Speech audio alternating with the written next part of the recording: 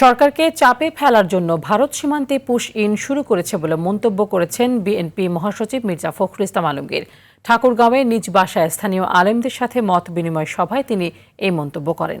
এ সময় তিনি আরও বলেন, নির্বাচিত জনপ্রতিনিধি জনগণের দুঃখ কষ্ট বোঝে, তাই নির্বাচনের বিকল্প নেই। সব রাজনৈতিক দল মিলে বর্তমান সরকারকে ক্ষমতায় বসিয়েছে উল্লেখ করে এই সরকারের অধীনে একটি সুষ্ঠু নির্বাচন হবে বলে আশা করেন তিনি।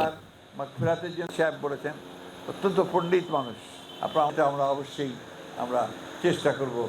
নির্বাচনটা দরকার এই জন্যে যে জনগণের ভোটে তো প্রতিনিধি নির্বাচিত হতে হবে, আর যদি ওই উপর থেকে চাপিয়ে দেওয়া হয় সেটা জনগণের দুঃখ কষ্ট বুঝবে না, মানুষের কষ্টটা কি সেটা বুঝবে না।